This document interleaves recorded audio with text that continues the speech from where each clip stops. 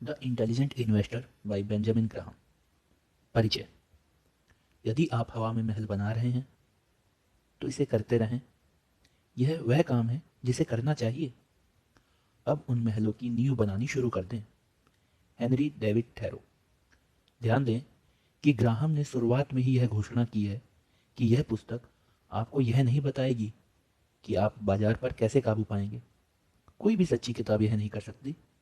इसके बजाय यह पुस्तक आपको 3 शक्तिशाली सबक सिखाएंगी। आप अपरिवर्तनीय नुकसान की बाधाओं को कैसे कम कर सकते हैं। आप टिकाऊ लाभ प्राप्त करने की संभावनाओं को कैसे अधिकतम कर सकते हैं। और तीसरा, आप स्वयं को हराने वाले व्यवहार को कैसे नियंत्रित कर सकते हैं, जो कि अधिकांश निवेशकों को उनकी पूरी क्षमता तक पहुंचने से उन्हें रोकता है। 1990 के उत्तरार्ध की उछाल के वर्षों में, जब टेक्नोलॉजी शेयरों का मूल्य हर दिन दोगुना हो रहा था, तब यह सोचना या कहना बेतुका लगता था कि आप अपने सभी पैसे खो सकते हैं। लेकिन 2002 के अंत तक डॉट कॉम और दूरसंचार शेयरों में से कई ने अपने मूल्य का 95% या उससे अधिक खो दिया था।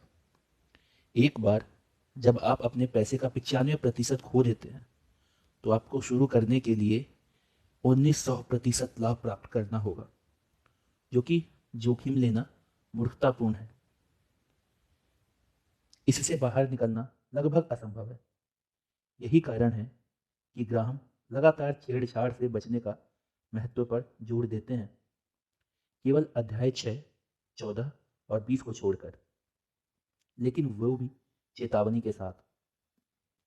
लेकिन इससे कोई फर्क नहीं पड़ता कि आप कितने सावधान हैं। आपके निवेश की कीमत समय के साथ घटती रहती है। हालांकि कोई भी उस जोखिम को खत्म नहीं कर सकता। ग्राहम आपको याद दिला दे कि ग्राहम आपको दिखाएंगे कि प्रबंधन और अपने डर को नियंत्रित कैसे कर सकते हैं। क्या आप एक इंटेलिजेंट निवेशक हैं? अब एक महत्वपूर्ण सवाल का जवाब दें। ग्राहम के इंटेलिजेंट इन्वेस्टर का क्या अर्थ है? इस पुस्तक के पहले संस्करण में ग्राहम इस शब्द को परिभाषित करते हैं और वे यह स्पष्ट करते हैं कि इस तरह की बुद्धि के साथ आईक्यू व एसएटी स्कोर का कुछ लेना देना नहीं। इसका मतलब केवल प्रशिक्षु, अनुशासित और सीखने के लिए उत्सुक होना चाहिए। आपको अपनी भावनाओं का उपयोग करने और अपने लिए सोचने में भी सक्षम होना चाहिए। ग्राहम इस तरह से इंटेलिजेंस बताते हैं कि मस्तक की तुलना में चरित्र अधिक विशेष है। इस बात का सबूत है कि उच्च आईक्यू और उच्च शिक्षा बुद्धिमान निवेशक बनने के लिए पर्याप्त नहीं है। 1998 में long term capital management LP गणितज्ञों, कंप्यूटर वैज्ञानिकों और 2 नोबेल पुरस्कार विजेता अर्थशास्त्रियों की बटालियन द्वारा संचालित एक हेज फंड कुछ ही सप्ताह में $2 बिलियन से अधिक हो गया, जो कि इस भारी भरकम शर्त पर था कि बॉन्ड मार्केट सामान्य पर लौटेगी। लेकिन बॉन्ड मार्केट अधिक से अधिक असामान्य होती गई और एलटीसीएम ने इतना पैसा उधार लिया कि इसके पतन ने वैश्विक वित्तीय प्रणाली को बहुत छोटा बना दिया। और 1720 के वसंत में सर आइजैक न्यूटन ने साउथ सी कंपनी, जो कि इंग्लैंड की सबसे हॉट स्टॉक थी, के शेयर का स्वामित्व हासिल किया। जब उन्हें लगा कि बाजार हाथ से बाहर निकल रहा था, तब महान वैज्ञानिक ने कहा कि वे तारों की गति की गणना तो कर सकते हैं, लेकिन लोगों के पागलपन की नहीं। न्यूटन ने अपने साउथ सी के 100% शेयरों को 7,000 पाउंड में बेच दिया। लेकिन कुछ महीने बाद बाजार में एक जबरदस्त उछाल आया। तब न्यूटन फिर से बहुत अधिक कीमत पर बाजार में वापस कूद पड़े और 20,000 पाउंड, यानी आज के हिसाब से $3 बिलियन से अधिक पैसा खो दिया। और इसका परिणाम यह हुआ कि उन्होंने अपने पूरे जीवन में किसी को भी अपने सामने साउथ सी शब्द बोलने से मना कर दिया।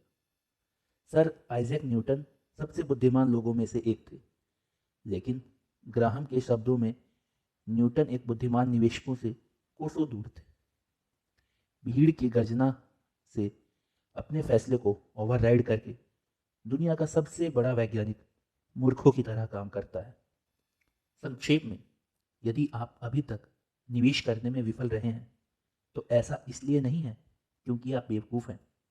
ऐसा इसलिए है क्योंकि सर आइजैक न्यूटन ने की तरह आपने भावनात्मक अनुशासन विकसित नहीं किया है जो सफल निवेश की आवश्यकता है।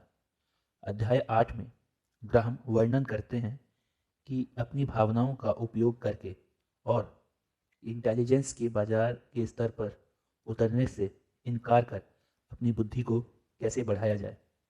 आप अपनी सीख को मास्टर कर सकते हैं कि एक बुद्धिमान निवेशक होने के नाते दिमाग की तुलना में चरित्र का विषय अधिक है। आपदा का इतिहास। आइए अब पिछले कुछ वर्षों के प्रमुख वित्तीय विकास को देखते हैं।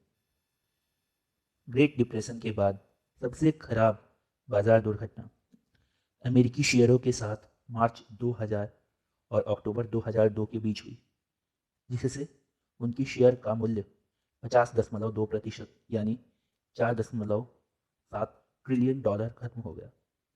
1990 के दशक की सबसे हॉट कंपनी की शेयर कीमतों में बहुत गिरावट आई, जिसमें AOL, सिस्को, JDS, यूनिफेस, ल्यूसेंट और क्वालकॉम प्लस सैकड़ों इंटरनेट शेयरों का विनाश भी शामिल था। एरोन, टाइको और जेरॉक्स समेत अमेरिका के कुछ सबसे बड़े और सबसे सम्मानित निगम में भारी वित्तीय धोखाधड़ी के आरोप लगे। कॉन्सेको, ग्लोबल क्रॉसिंग और वर्ल्डकॉम के रूप में चमक वाली कंपनियां दिवालिया हो चुकी थी। आरोप है कि लेखांकन फर्मों ने पुस्तकों को घुमाया और यहाँ तक कि रिकॉर्ड नष्ट कर दिए ताकि उनके ग्राहकों को निवेश करने वाले लोगों को गुमराह करने में मदद मिल सके। प्रमुख कंपनियों के शीर्ष अधिकारियों ने आरोप लगाया कि अपने निजी लाभ के लिए सैकड़ों लाख डॉलर डंप कर दिए गए। वॉल स्ट्रीट पर सुरक्षा विश्लेषकों ने सार्वजनिक रूप से स्टॉक की प्रशंसा की, लेकिन निजी तौर पर स्वीकार किया कि वे सब कचरे थे। एक शेयर बाजार जो कि खतरनाक गिरावट के बाद भी ऐतिहासिक उपायों से अधिक प्रचलित लगता है, जो कई विशेषज्ञों को सुझाव देता है कि शेयरों में अभी गिरावट और आएगी। ब्याज दरों में निरंतर गिरावट और निवेशकों का स्टॉक के लिए कोई आकर्षक विकल्प नहीं छोड़ा था। मध्य पूर्व में वैश्विक आतंकवाद और युद्ध के अप्रत्याशित खतरे के साथ एक निवेश वातावरण खत्म हो चुका था। ग्राहम के सिद्धांतों को सीखकर इससे अधिकतर नुकसान से बचा जा सकता है। जैसा कि ग्राहम ने कहा, वॉल स्ट्रीट पर कहीं और बड़ी उपलब्धियों के लिए उत्साह जरूरी हो सकता है, लेकिन लगभग हमेशा आपदा की ओर जाता है। इंटरनेट शेयरों व बड़े विकास शेयरों पर और पूरे स्टॉक के रूप में कई लोगों ने सर आइजैक न्यूटन की तरह बेवकूफ़ाना गलतफहमियां की। उन्होंने अन्य निवेशकों के निर्णय से खुद को निर्धारित करने दिया और उन्होंने ग्राहम की चेतावनी को नज़रअंदाज कर दिया कि खरीदार पूछना भूल गए के बाद वास्तव में डरावना नुकसान हमेशा होता है। सबसे अधिक दर्दनाक रूप से जब वे इस सबसे ज़्यादा चाहते थे तब उन्होंने अपने आत्मनियंत्रण को खो दिया। इन लोगों ने ग्राहम के दावे को साबित कर दिया कि निवेशक की मुख्य समस्या और यहाँ तक कि उसका सबसे बुरा दुश्मन वह खुद ही है। यह सुनिश्चित था कि वह नहीं था। उन लोगों ने कई लोग विशेष रूप से प्रौद्योगिकी और इंटरनेट शेयरों पर यह बताते हुए हाईटेक प्रचार किया गया है और बताया गया कि ये उद्योग आने वाले सालों तक एक दूसरे को आगे बढ़ाते रहेंगे, लेकिन हमेशा के लिए नहीं। 1999 के मध्य में वर्ष के पहले 5 महीने में 117.3% की वापसी के बाद स्मारक internet fund portfolio manager Alexander Chang ने भविष्यवाणी की कि अगले 3 से 5 वर्षों तक उनका फंड सालाना 50% और वार्षिक 35% अगले 20 वर्षों तक रिटर्न देता रहेगा।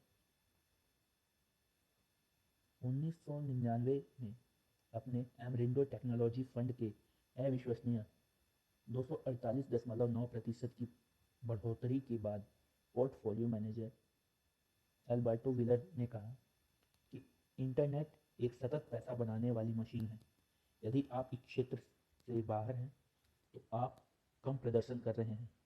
आप घोड़े और छोटी गाड़ी में हैं और मैं पोर्श में हूँ। आपको 10 गुना विकास के अवसर पसंद नहीं है तो फिर किसी और के साथ जाओ। फरवरी 2000 में हेज फंड मैनेजर जेम्स जे क्रैमर ने घोषणा की कि इंटरनेट से संबंधित कंपनियां नई दुनिया की विजेता हैं। क्रैमर ने ग्राहम पर भी एक टिप्पणी की कि आपको वेब के सामने मौजूद सभी मैट्रिक्स और सूत्रों और ग्रंथों को फेंकना होगा। अगर हम किसी भी ग्राहम और डोड से सीखते हैं तो हमारे पास प्रबंधन के तहत कोई पैसा नहीं होगा। इन सभी तथाकथित विशेषज्ञों ने ग्राहम के चेतावनी के शब्द शांत कर नज़रअंदाज कर दिया। व्यवसाय में विकास के लिए स्पष्ट संभावनाएं निवेशकों के लिए स्पष्ट मुनाफे में रूपांतरित नहीं करती। हालांकि यह देखना आसान लगता है कि कौन सा उद्योग सबसे तेजी से बढ़ेगा। दूरदर्शिता में कोई वास्तविक मूल्य नहीं है। अगर अन्य निवेशक पहले से ही एक ही चीज की उम्मीद कर रहे हैं, कम से कम अब तक किसी को दावा करने का प्रयास करने के लिए कोई दिक्कत नहीं है कि तकनीक अभी भी दुनिया का सबसे बड़ा उद्योग है। लेकिन सुनिश्चित करें कि आपको यह याद है, वे लोग जो अब दावा करते हैं कि अगली निश्चित चीज स्वास्थ्य, देखभाल या ऊर्जा या अचल संपत्ति या सोना होगी, उच्च तकनीक के हाइपरेटर की तुलना में अंत में सही होने की संभावना नहीं है। सिल्वर लाइनिंग, यदि 1990 के दशक में स्टॉक के लिए कोई कीमत बहुत ज़्यादा नहीं लगती तो 2003 में हम उस बिंदु तक पहुंच गए जिस पर कोई कीमत कम नहीं लगती। पेंडुलम घूम गया और ग्राहम जानते थे कि यह हमेशा अजीब उत्साह और अन्यायपूर्ण निराशा से होता है। 2002 में निवेशकों ने स्टॉक म्यूचुअल फंड से $27 बिलियन की कमाई की और सिक्योरिटीज इंडस्ट्री एसोसिएशन द्वारा किए गए एक सर्वेक्षण में पाया गया कि 10 निवेशकों में से एक ने कम से कम 25% शेयरों का घाटा खाया। वहीं जो लोग 1990 के दशक के अंत में स्टॉक खरीदने के इच्छुक थे, जब उनकी कीमत बढ़ रही थी और इसीलिए महंगे बेचे गए स्टॉक बन गए क्योंकि वे कीमत में नीचे उतरे और परिभाषा के अनुसार सस्ते हो गए। जैसा कि ग्राहम अध्याय 8 में इतनी शानदार तरीके से बताते हैं कि बुद्धिमान निवेशक को पता चलता है कि कौन सा शेयर अधिक जोखिम भरा है और कौन सा कम जोखिम भरा। बुद्धिमान निवेशक बुल बाजार से डरता है क्योंकि इसका स्टॉक खरीदने के लिए अधिक महंगा होता है और इसके विपरीत आपको बेयर बाजार का स्वागत करना चाहिए क्योंकि इससे शेयरों की बिक्री पर वापस रखा जा सकता है। तो दिल थाम ले, बुल बाजार की मौत की बुरी खबर नहीं। हर कोई यह मानता है कि यह होना चाहिए। स्टॉक की कीमतों में गिरावट के कारण अब संपत्ति का निर्माण करने के लिए एक काफ़ी सुरक्षित और स्वच्छ समय है। आगे पढ़ें और सुनते रहें। ग्राहम आपको बताएंगे कि ये कैसे करें।